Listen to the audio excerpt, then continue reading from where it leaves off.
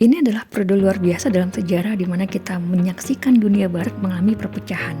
Citra Amerika rusak parah tanpa bisa diperbaiki. Kita bisa melihat bagaimana kebijakan luar negeri Amerika berubah-ubah, penuh kontradiksi. Di masa pemerintahan Biden, miliaran dolar digelontorkan. Namun saat pemerintahan Trump datang, Amerika tiba-tiba ingin menghentikan perang, bukan demi perdamaian, tetapi menuntut kompensasi dari Ukraina yang itu senilai 500 miliar dolar dalam bentuk logam mulia dan sumber daya strategis lainnya. Selama ini Eropa adalah mitra utama Amerika dalam mendukung Ukraina. Namun kini Amerika justru bernegosiasi dengan Rusia tanpa melibatkan Eropa. Dalam langkah yang mengejutkan, Amerika kini justru mendukung Rusia yang dulu menjadi ancaman utama dengan bersedia memberikan sebagian wilayah Ukraina, mengkhianati sekutunya. Amerika tidak pernah benar-benar membangun sekutu, melainkan hanya menciptakan boneka yang bisa dikendalikan. Ketika kepentingan Amerika berubah, ia siap membuang sekutunya tanpa ragu. Di pemerintahan sebelumnya, Amerika gunakan strategi lemahkan Rusia lewat perang Ukraina, karena Rusia, Cina membentuk aliansi global yang kuat. Saat ini para politisi Amerika sepakat bahwa Cina adalah ancaman terbesar. Dengan itu membangun strategi baru, yaitu mengisolasi Cina.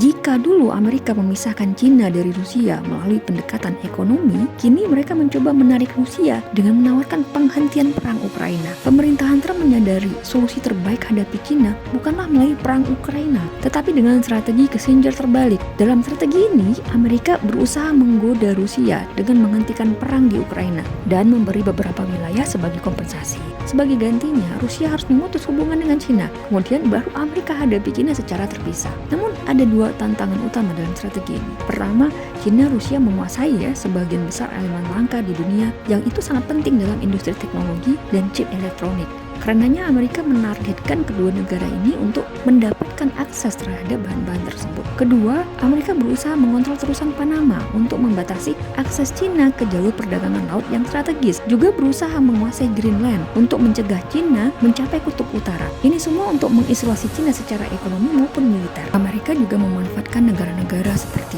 India. India diberikan bantuan secara ekonomi, militer untuk menyaingi Cina. Jepang memperketat tekanan terhadap Cina di Asia Timur. Sementara negara-negara Asia Tenggara agar semakin berpihak pada AS dalam konflik geopolitik melawan Cina. Negara-negara Timur Tengah seperti Uni Emirat Arab, Arab Saudi, Yordan, ini dimanfaatkan untuk kepentingan ekonomi Amerika. Tujuan utama Amerika saat ini bukan lagi Eropa atau Rusia, tetapi Cina, sehingga Amerika menjauhkan Eropa dari kebijakan utama mereka. Jika kita cermati selama 10 tahun terakhir, kebijakan Amerika telah mengalami kekacauan yang luar biasa. Strategi proteksionisme Amerika semakin jelas. Mereka meninggalkan gagasan perdagangan bebas, hanya peduli kepentingan nasional mereka sendiri. Ini menunjukkan bahwa posisi ekonomi Amerika tidak sekuat sebelumnya. Proteksi seperti ini lebih cocok untuk ekonomi yang lemah, bukan ekonomi global yang besar. Jika perdagangan terlalu dibatasi oleh tarif dan proteksi, ekonomi dunia akan melambat dan Amerika sendiri akan terkena dampaknya. Amerika telah berubah menjadi negara yang hanya peduli pada kepentingan sendiri.